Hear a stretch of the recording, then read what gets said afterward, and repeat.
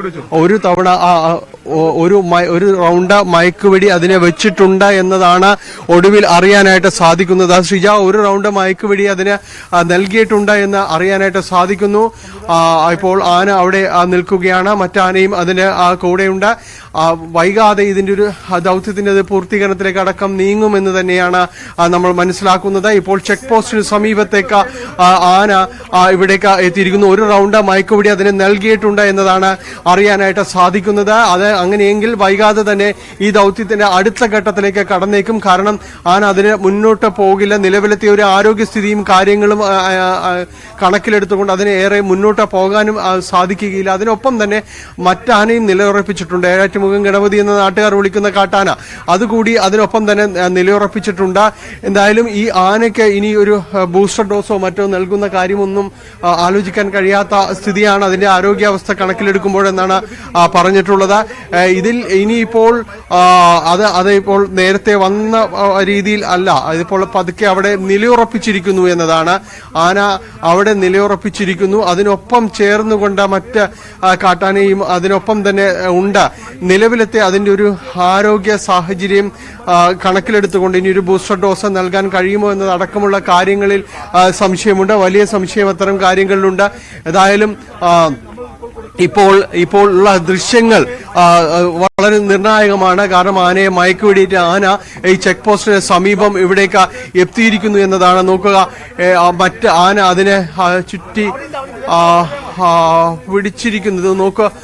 അതിന് മുന്നോട്ട് നീങ്ങാൻ കഴിയാത്ത രീതിയിലേക്കാണ് ഇപ്പോഴത്തെ ഒരു സാഹചര്യങ്ങൾ. കൂടുതൽ അതിന് ബൂസ്റ്റർ ഡോസ് അടക്കമുള്ള കാര്യങ്ങൾ നൽകാൻ കഴിയുമോ എന്ന കാര്യത്തിൽ അതിന്റെ നിലവിലെ ആ ഒരു ആരോഗ്യ സ്ഥിതി കണക്കിലെടുക്കുമ്പോഴെല്ലാം തന്നെ അതിന് സംശയമുള്ള കാര്യമാണ്. ഇപ്പോൾ ഏഴാറ്റുമുഖം ഗണപതി എന്ന മറ്റ്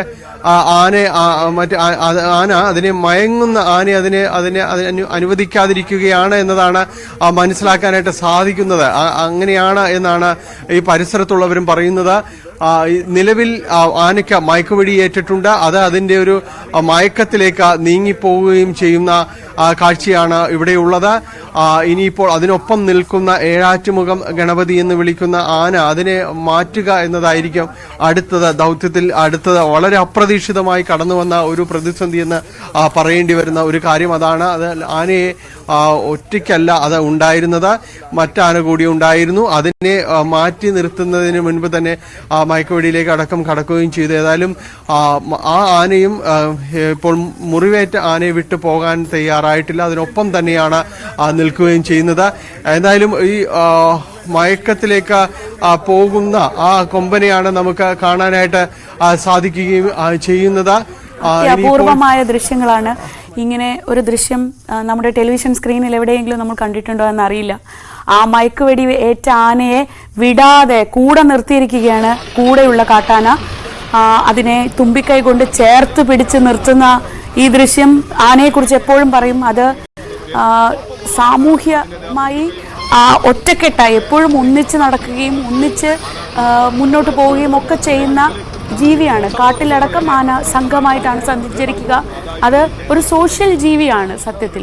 ആ ആനയെ മയക്കത്തിലേക്ക് പോകുന്ന ആനയെ ചുറ്റിപ്പിടിച്ച് കൂടെയുള്ള കാട്ടാന നിർത്തുന്ന ഇത് വളരെ അപൂർവമായ ദൃശ്യങ്ങളാണ്. ഒരുപക്ഷെ മനുഷ്യന് മാത്രം മനസ്സിലാവുന്ന ചില കാര്യങ്ങളാണ് സ്നേഹപ്രകടനം എന്നതൊക്കെ നമ്മൾ എപ്പോഴും പറയാറുണ്ട്, മനുഷ്യന്മാർക്കുള്ള വിശേഷ ഗുണങ്ങളാണെന്ന്. അല്ല, നോക്കൂ, ആ ആനയെ മയക്കുവെടി വെച്ച ആനയെ ചേർത്ത് നിർത്തുകയാണ് ഇപ്പോഴും ഈ കൂടെയുള്ള ഏഴാറ്റുമുഖം ഗണപതി എന്ന നാട്ടുകാർ പേരിട്ട് വിളിക്കുന്ന ആ കാട്ടാന. അതിനെ ചേർത്ത് നിർത്തിയിരിക്കുന്നു.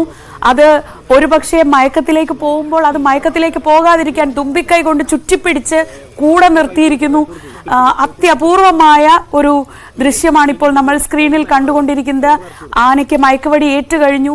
അതിനെ രക്ഷിക്കാനാണ് എന്നത് ഒരുപക്ഷെ കൂടെയുള്ള കാട്ടാനയ്ക്ക് അറിയില്ലല്ലോ. അപ്പോൾ സ്വാഭാവികമായും ഒരു അപകടത്തിൽപ്പെട്ടു എന്ന നിലയ്ക്കാണ് ആ ആന ചേർത്ത് പിടിച്ച് ഈ മസ്തകത്തിൽ പരിക്കേറ്റ കൊമ്പനെ ചേർത്ത് പിടിച്ചുകൊണ്ട് നിൽക്കുന്നത്.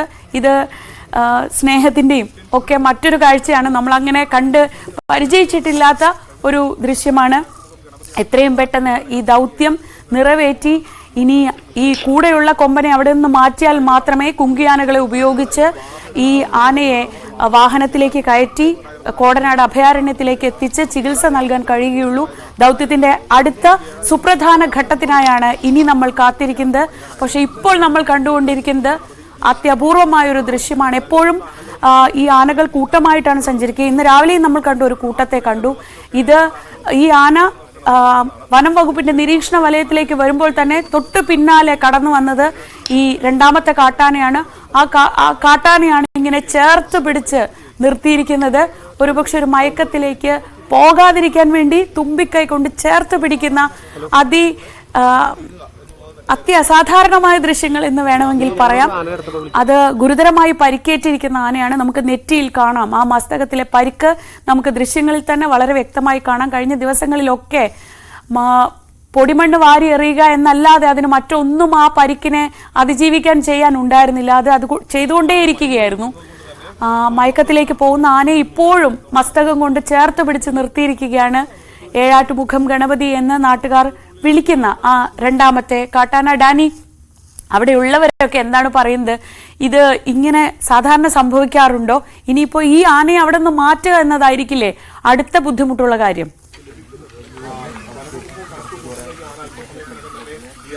തീർച്ചയായും ശ്രീജ, അത് തന്നെയാണ് വളരെ ബുദ്ധിമുട്ടുള്ള ഒരു കാര്യം തന്നെയാകുമെന്ന് തന്നെയാണ് മനസ്സിലാക്കുക. കാരണം ആ ദൃശ്യങ്ങളിൽ നേരത്തെ ശ്രീജ പറയുന്നത് പോലെ വളരെ ആർദ്രമായ സ്നേഹം നമ്മൾ ഒരിക്കലും ഈ ഒരു ദൃശ്യത്തിന് ഒരിക്കലും നമ്മൾ ഇതിനു മുമ്പ് കണ്ടിട്ടുണ്ടാവില്ല എന്ന് ഉറപ്പിച്ച് തന്നെ നമുക്ക് പറയാനായിട്ട് സാധിക്കും. കാരണം മയക്കത്തിലേക്ക് ആണ്ട് പോകുന്ന ആ കൊമ്പനെ അതിനെ ആശ്വസിപ്പിച്ച്, അല്ലെങ്കിൽ നമുക്ക് അങ്ങനെ മനസ്സിലാക്കാനായിട്ട് സാധിക്കുകയുള്ളൂ, ആശ്വസിപ്പിച്ച് അത് ഉറക്കത്തിലേക്ക് പോകാതെ അതിനെ ഉണർത്തി നിർത്തിക്കൊണ്ട് അത്രമേൽ ആർദ്രമായി ചേർത്ത് പിടിച്ചുകൊണ്ട് തുമ്പിക്കൈ കൊണ്ട് ചേർത്ത് പിടിച്ചുകൊണ്ട് അതിനെ ഒരുപക്ഷെ ഒരു ആശ്വാസമൊക്കെ ആയിരിക്കാം ആ രീതിയിലേക്ക് ചേർത്ത് നിർത്തുന്നു.